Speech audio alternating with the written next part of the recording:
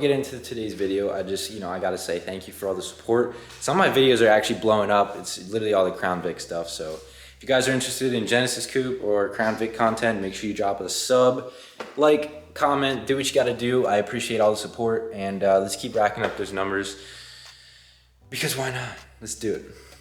What is up, guys? Welcome back to the channel. Excuse the lighting. All of them went out for no apparent reason, so I'm gonna have to look into that then.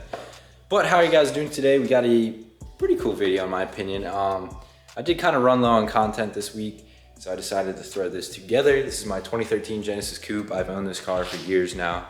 And I found all of its flaws and learned the hard way some of the common problems on this car. So today, the basis of this video is just going over everything wrong with the Genesis Coupe. Now this is a BK2, 2013 and up. The BK1 might be different for some aspects of it. Don't know a whole lot there, but relatively they are the same car. So without further ado, let's just freaking hop into it and start roasting this car. Now, I won't roast it too hard. I do love this car. This car is freaking amazing. As you can see though, that I've ran into some serious issues with this car. So without further ado, let's hop right in. Since the motor and the battery are out of my car, I unfortunately cannot pop the trunk. So I'm just gonna have to have you guys visualize this. Anywho, the taillight housings have a gasket behind them that seals off the trunk. If you remove these taillights and then reinstall them, the gaskets will fail and water will get in your trunk. I learned this the hard way. My trunk actually filled with water, so much so that some of the water went up into the rear seat, which is not good. You guys do not want that much water in your car. So there is a couple of solutions to this issue. I don't know if it's just if you remove the taillights once, it's like a once use gasket, I don't know.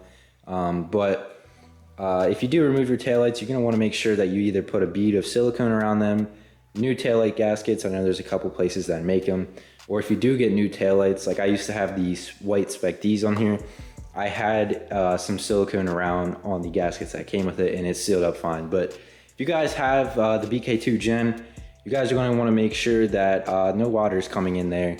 Trust me, you guys are gonna know that whole spare tire compartment is gonna be filled with water. It's just not good. So that's an issue number uno. So a lot of people do modify these taillights and stuff. So please, please, please seal them off or you're gonna have a fun time with a swimming pool in the back of your Genesis Coupe. Don't believe me, mess around and find out, trust me. So taillight housing leaking, the gaskets, the gaskets leaking into the trunk. You guys are gonna wanna make sure you watch out for that. No matter the circumstance, even if you have the stock tails in and they were never removed at all, I would at least just double check that they aren't leaking and just preventative, preventative stuff. Around Tulo, when I used to drive this car has not driven for a year, but when I used to drive this car around, there was a lot of interior noise. The car actually wasn't as bad. Some people say theirs are worse, but some of the interior is just, it's creaky, it makes noise, there's vibrations. Not really sure where everything is coming from, but you will get some noise in here.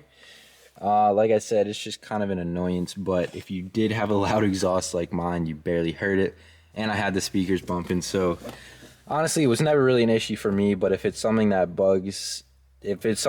bug you, I would definitely buyer beware of the internal noise from, I guess, the dash and then some of the trim pieces.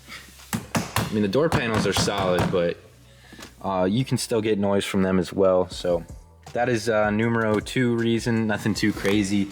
It's just the fact that you might get some interior noise out of it, but honestly, it really wasn't that big of a deal for me. Number 3 is one that I encountered, and this is probably one of the most hardcore bad things that can happen to your Genesis Coupe. It's underneath the car then, but basically what happens is Hyundai only used 3 diff mounts from factory. So there's typically on a differential, there's 2 front mounts and then 2 rear mounts. Hyundai actually had the cut in the subframe for the 4th one, but never went with it. So what happens, depending on spirited driving, or if you get a little wild with it, even if you don't sometimes, that diff will actually drop out because there's not another mount in there, and that's what happened to me. My diff actually fell out of the subframe a little bit, and was hanging down weird, and it was just making all sorts of bad noises. Ended up having to get the car towed. Just not a good time.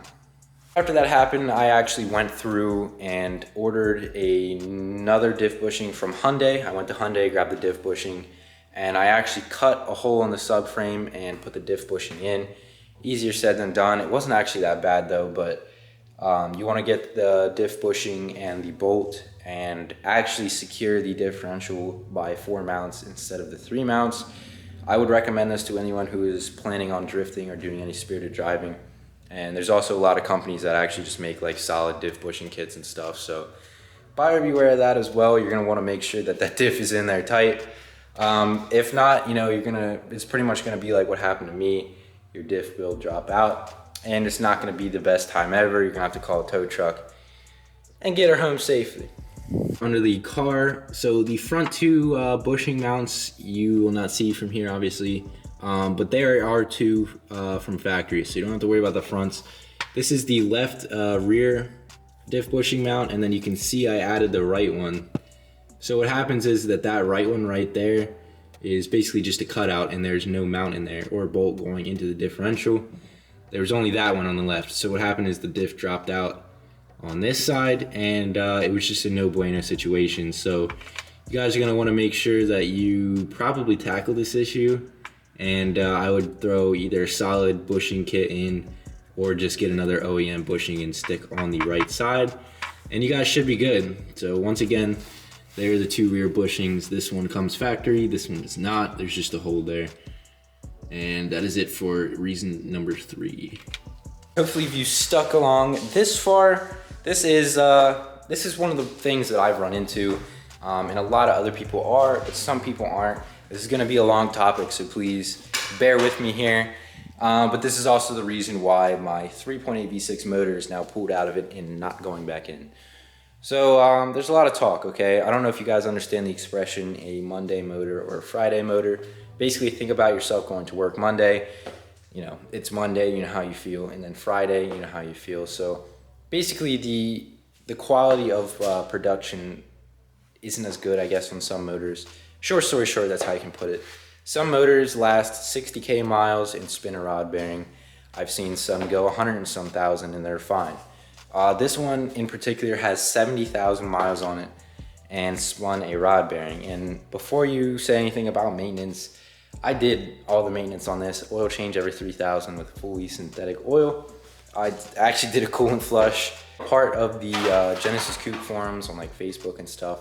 So I've been seeing a lot of this around. If you are looking to buy a Genesis Coupe, now these are the 3.8 liters. The 2 OTs, I'm not entirely sure what the reliability and stuff on those engines are. I do know though that they are easy to push power out of. So obviously if you're going to be pushing a lot of power, then you are more prone to issues like this. However, this was literally stock. It just had exhaust intake. And that was literally it. And then, some other mods here and there. I guess this could only pertain to the 3.8 V6. Now this probably does go for the BK1 too, as well as the BK2. But anyhow, you're gonna wanna watch them motors because they will go on you. I've seen a lot of posts, people actually throwing rods through the block of their engine, people just spinning a rod bearing. It just seems like some of the engine components on these engines are just not all there. But you can't give Hyundai too much crap because it is their first sports car. And honestly, I love the car. It is like one of the best looking cars, in my opinion, ever. But that is one of the big issues here, and that's why my motor's out. My motor did spin a rod bearing, awfully glittery in the oil filter housing part. Regardless though, definitely beware of these engines and make sure that it was kept up with, and you pretty much just got to cross your fingers and hope that the engine will last a while. There's no guarantee. It could last 100,000 miles, it could last 20,000 more than it's at. You just don't really know, and there's nothing you can do to prevent it. I've seen a lot of people who've maintained the crap out of their cars. They died, and I have seen people absolutely beat the living crap out of them. Not even do oil changes or anything, and they're still going. So it's kind of weird. I know Hyundai had a recall on one of their motors, so I'm thinking it's something similar here, but it's just not good. So on to the next reason. That's probably one of the worst, because if your engine blows, I mean, you're pretty much done. I want to show you guys this too. That would be from that oil filter housing. So I'm pretty sure that's my rod bearing. That was a long one. All right, next reason, we're gonna go with the transmission. Now this is the 6-speed transmission, so I'm not gonna really pertain it to the automatics. But if you guys ever driven these cars, the 6-speed manual transes, if you launch it, you will get locked out, I think, from second. There's gear lockouts. It's just not a smooth shift whatsoever. I actually had the Megan trans mount installed on this too. That is a common aftermarket part to put on. Like the trans mounts were bad. I got shifter bushings for this as well. So the stock trans just do not take well to really spirited driving.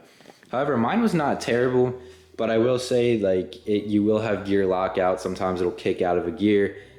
I don't know, it just does not like it too much. So that is definitely one of the things on this car, manuals only, obviously, but it just, the transmission is just not as smooth as many would like it. But it still worked. I mean, the transmission outlasted the motor, so what can you say really about that? Do some research on the transmissions in these two, the manuals. You'll see a lot of what people do to try and correct some of the issues, as well as there's an engine leash for the front. It holds the engine so it doesn't twist. That actually helps for smoother shifting because the engine wants to torque, and then it's gonna shift hard at that point. So the engine leash will actually keep it down and shift smoother. There's a lot of parts that you can get to make it shift smoother.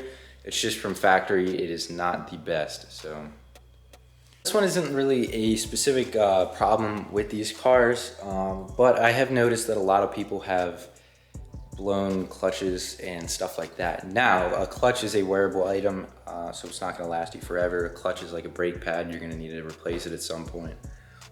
This one I actually had to replace fairly early, but I don't exactly know how good the old owner was able to drive a manual. I don't really know, so I put this one in here as an iffy, but you're probably gonna want to, at some point, upgrade the clutch, especially if you're doing more power or spirited driving. I got a Sachs Stage 1 clutch kit put in this, as well as a new flywheel and slave cylinder, etc. I had to do that at like 60-some thousand. Again, that could have been some of the previous owner's fault, but I just wanted to kind of throw this in here to be on the lookout for it. If you go to buy one of these or you have one, make sure the clutch feels A-okay, and you guys should be good. If not, I would definitely look into probably going with a Stage 1 clutch kit or Stage 2, depending on what you got. But that is definitely one thing to be aware of on these cars. That could be with any car though. So like I said, this is just thrown in here as that. Just watch them clutches. Traction control. Now, usually traction control will distribute the power around if you start spinning one wheel. So it won't throw all the power to the wheel that's spinning, obviously. Distribute it so you can grab traction and keep on your way. The traction control system in the Hyundai Genesis Coupe, now this probably goes for all of them, is so bad.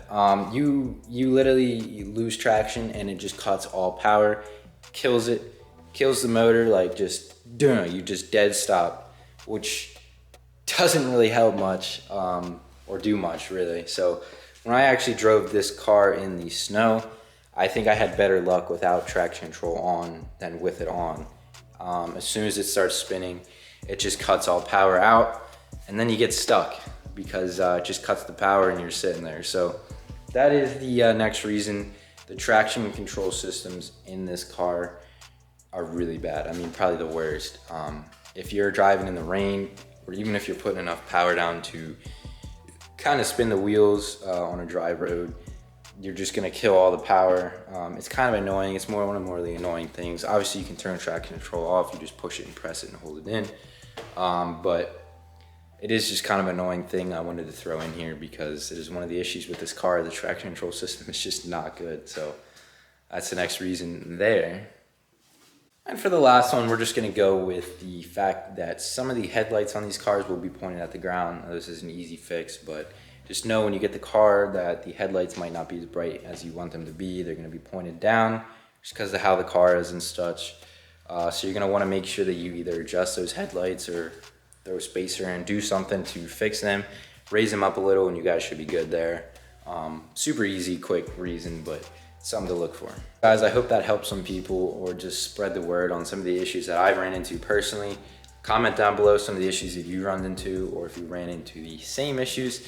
And make sure you guys stay tuned, like, Cub, Salmon, do all that, because we got something crazy coming for this car. And this car is gonna be back on the street hopefully next year, maybe next spring. And it's gonna be pretty wicked, at least that's what I'm hoping. So thank you guys for watching and all the support. I will see you guys in the next video.